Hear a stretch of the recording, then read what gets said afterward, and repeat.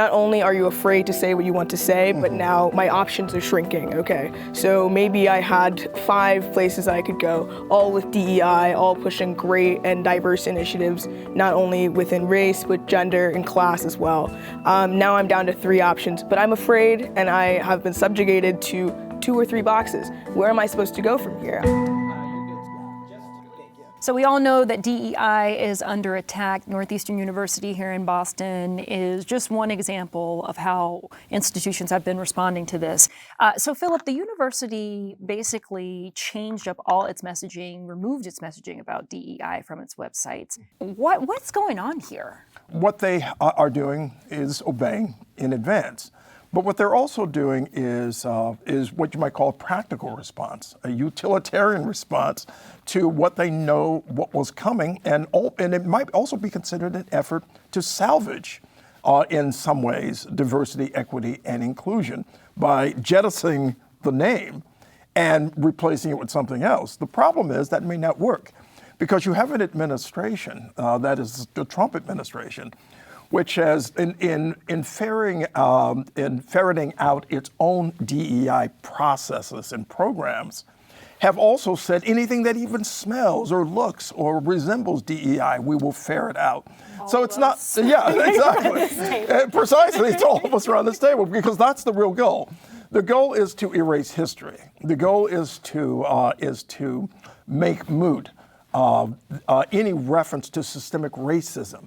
Which is what DEI was implemented to address. Okay, so Zoe, you're a student at Northeastern, and I actually was on your campus recently talking to some of your classmates about whether they thought this was the right move, and I heard a variation of responses, some saying yes, in fact, this kind of exactly what Phillip said, trying to get ahead of the problem, but some saying, no girl. So what's your take? I think it's obviously important. The funding is crucial, specifically with giving scholarships to people who cannot afford going to school at all. So I would be remiss if I didn't bring that up. But at the same time, there are plenty of universities that didn't get rid of their DEI pages at all.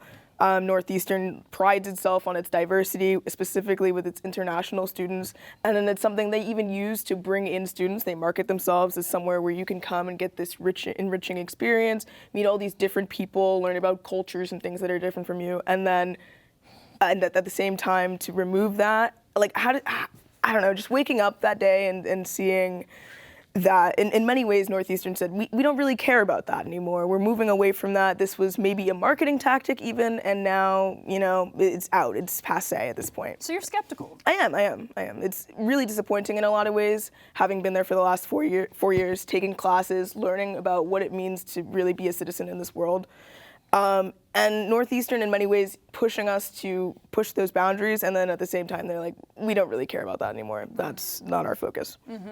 Now, one thing I heard from one of the students that I spoke to was that this affects faculty just as much as it does students. Now, Tony, I want to pose this to you because how important is belonging to you at the institution you're at BU? I mean, it's tremendously important to me. I mean, given my entire research enterprise, right, that I try to build and use to do social good is on first generation college students, right? It's about students for whom they are first in their families to go to college. They are the strivers. They are those who are, in some respects, according to Students for Fair Admissions, those who are living up to the American dream. But the question is, what policies and practices do we have on campus to make sure that they are not feeling like they are a marketing, that they fail for a marketing tool, or that they are just pawns to be used on those beautiful lies that we call view books that have more diversity on those pages than we actually see on campus. The thing about the whole DEI initiatives, they can't actually point to specific policies. And that's what I struggle with in this conversation is like, you're trying to ban what?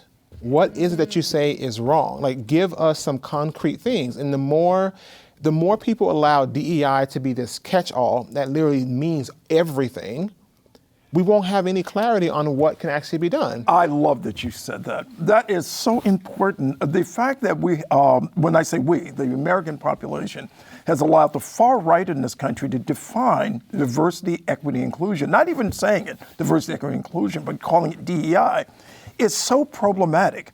And the fact that, including journalists, the fact that journalists simply accept a frame of reference and a frame of discussion from the far right to say DEI, you easily can come to the conclusion that it's unmeritorious by accepting a right-wing frame of what DEI is. So if you start asserting the DEI is something that's negative, then folks view it as negative. So therefore, you even find people who defend DEI, who might call their detractors, no, you're the DEI candidate.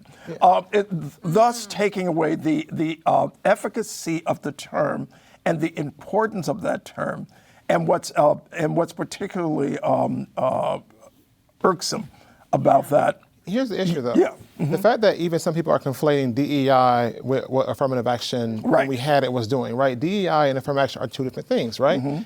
But now it's interesting that groups that are now, quote unquote, discovering that they benefited from affirmative action measures and also diversity, equity, and inclusion policies are like, well, what does it mean? Well, it's just like veterans who are now realizing that they were a protected class of people who we were saying like, hey, you get special consideration in hiring, right? Because we want to make sure that we are paying back a debt that can never be paid back, right? And so the way in which now employers, because of the new executive orders, don't have to give that much credence to veterans. What's going to happen when people realize that all the things that allow multiple groups to get support for their programming and their events and their stuff, what's going to happen when they realize that that falls under the umbrella, right? People are already discovering that, wow, we can't do this anymore. I thought it was something that was only for black or only black and brown. And now I'm a woman. Waking up every day. It's a new group waking up every other day, realizing that, oh, wow, that this administration has rolled back a policy. But until there is actual pushback and say, define to me what it is. Tell me what it is tell me what policy am I or practice am I enacting or allowing to carry on my campus that is harmful to students so that we can actually understand what you're saying rather than this, this boogeyman.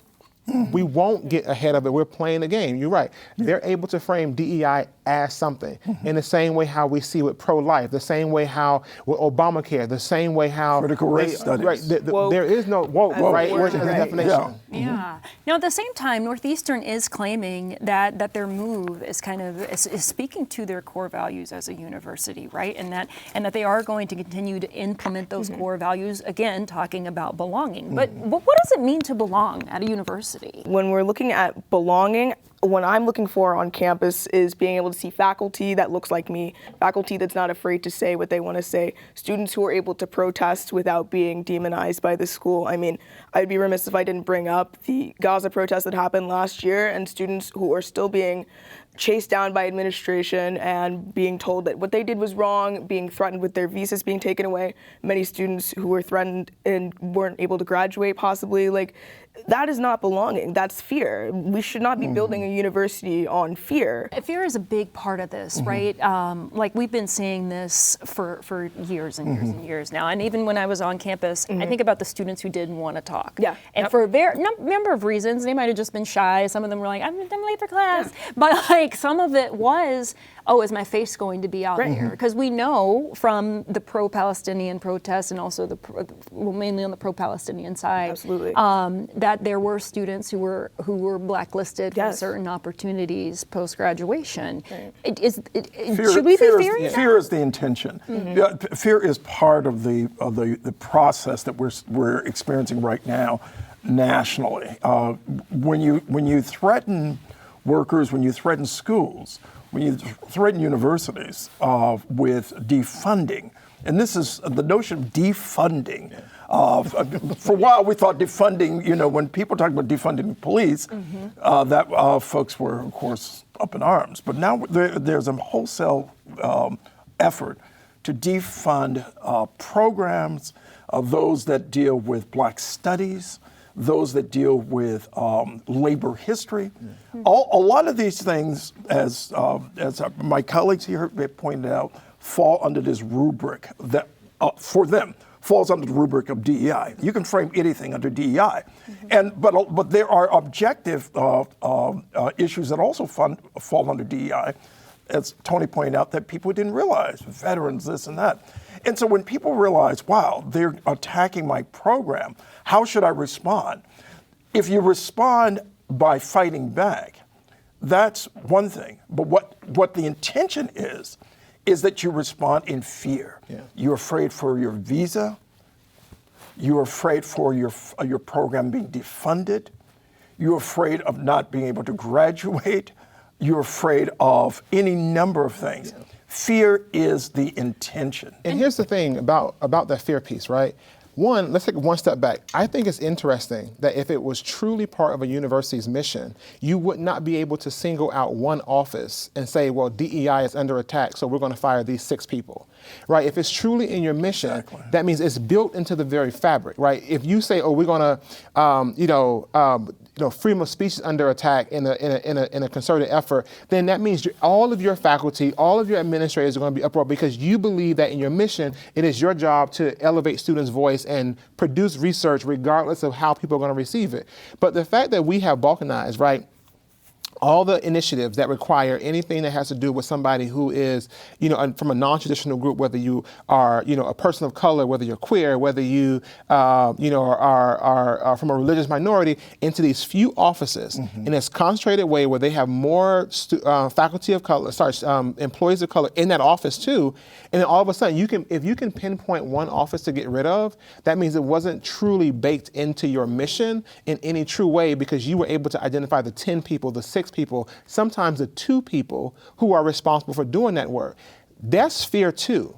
When you know that you have literally been targeted, the face You're being targeted. of all of this, Yep. You are the target, right? We need to be able to think, instead of always thinking out of fear and in response, what is the message that you want to go see going forward? Yeah, and one strong example of this was Costco, right? Like when we look at the corporate brands and we look at the fact that they have doubled down and said, we are still committed to this, we're not acting out of fear. Whereas you look at something like Target, for instance, they pulled everything and they had all this huge initiative to support small minority business owners and they have rescinded this. So I saw a phrase kind of in all the conversation that's been happening about this on social media, right? Don't buy where they wouldn't hire you. Is that the way that we should be thinking about this? I mean, Zoe, would you want to go work at a place that has rescinded? I think the answer is probably really straightforward. But how do you make decisions about what to do post-grad given this landscape? I appreciate that we started talking about fear because that also started making me think about control as well. It's like, not only are you afraid to say what you want to say, but now my options are shrinking. Okay, so maybe I had 5 places I could go, all with DEI, all pushing great and diverse initiatives, not only within race, but gender and class as well. Now I'm down to 3 options, but I'm afraid and I have been subjugated to 2 or 3 boxes. Where am I supposed to go from here? I don't have a choice. Now I need a job. So not only are you stopping me at that educational level, but now when I enter the workforce, I only have so many choices. What if I speak out? Will I be fired? Like, this just like methods of control to keep people silent and keep people from talking about what's actually going on, which and is also the possibility that it could be said that you're not qualified up against someone who may just happen to be of a different race than you, but you have the same qualifications. When qualifications are being defined by some, oftentimes by extreme bigots. Yeah. Let's take them at their word for just a second, that this is about belonging and that nothing will change and so on and so forth. What makes that moot and what makes that impossible to believe are the points that were just made here about the targeting of specific departments and the targeting of specific people and so on and so forth. Now, if we find a Northeastern University that over the next 2-3 years, and I don't know if we have that, Listen, brings if we find that things have not changed to the degree that we feared, then that's one thing. But I think, but right now it doesn't seem to be going in that direction. I'll just mention one other point, and that is that Lee Pelton at the Boston Foundation, even before this attack on DEI began, said that the term had sort of lost its currency. And he uses the term inclusive excellence. I've also heard the term inclusive economy. That's right. And he uses the term inclusive excellence because he thought that the DEI had lost currency, not just because of attacks by the right wing, and extreme right, but because the term had been sort of corporatized. Yeah, I mean, how many of us have been in a DEI training or meeting and you're like, Absolutely. do I need to be here? I don't know. I mean, yes, because we all have blind spots, right? And there's a lot of intersections we need to be mindful of. My only thing is this, right? And I agree with that. There are some universities that are going to push for that because it's less of a it's almost like when people don't agree with like POC versus saying black or POC versus saying Latino, right? There's specific histories that are ignored by the lumping. And so at once, that's the argument for moving away from it, but also now we're trying to figure out, okay, how do we replicate that? How do we say go in the other direction and make people see the value of inclusive excellence? And yes, there are more groups that are brought into that, and it's also playing into the American myth of meritocracy, right? Oh, it's about being better than everybody else. The fact of the matter is, the initiatives and programs that fall in offices of diversity, equity, and inclusion are retention efforts, period. Right? They are things that make people more comfortable on campus as they deal with the myriad disruptions that life brings, right?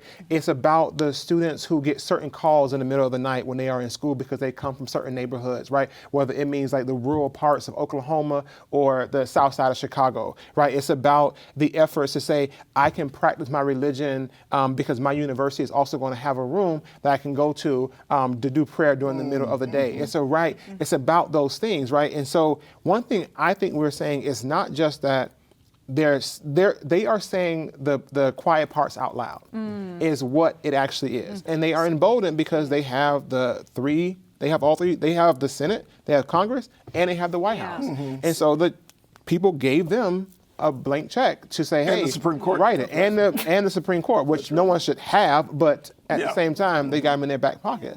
So there's so much we could continue to talk about here, but I just want to wrap by asking each of you, whether it's 2 years, 3 years, 4 years, what do we think this retention of diversity, equity, inclusion, even if it's not called that, what do we think it looks like 4 years from now? Universities are flocking to recruit more and more first-generation college students because they're seen as a safe group and it's in line with Students with Fair Admissions. And so I think we're going to see a rise in class-based affirmative action measures and class-based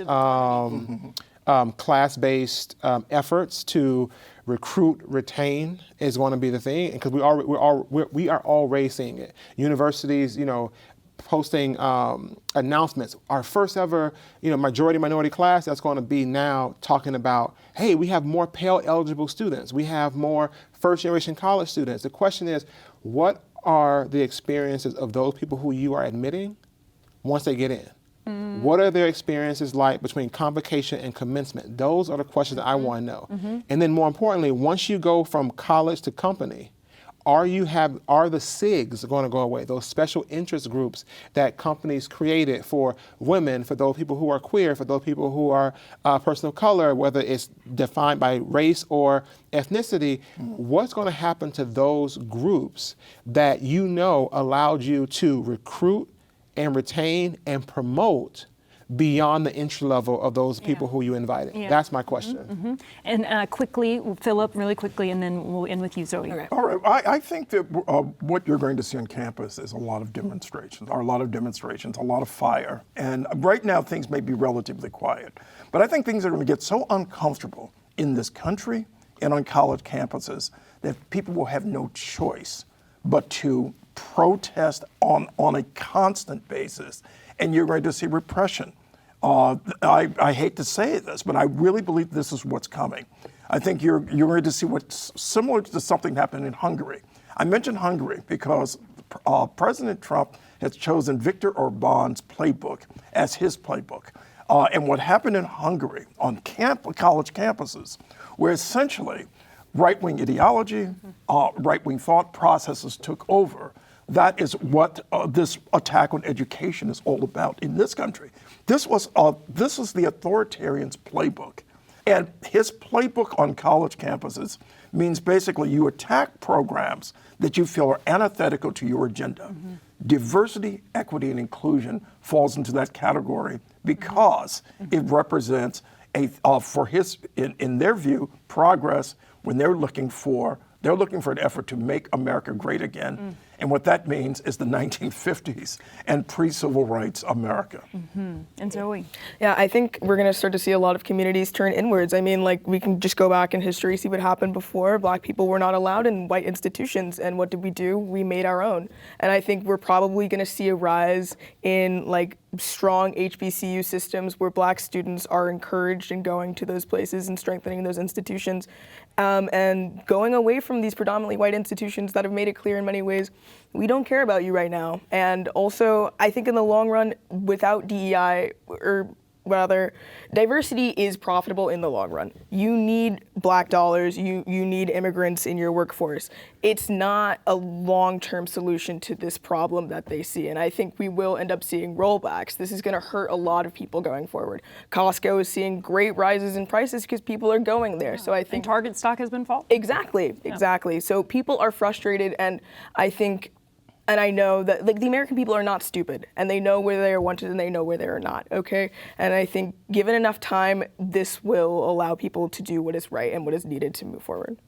Well, Zoe, Phillip, Tony, thank you all so much, and we'll keep the conversation going as we can. Appreciate it.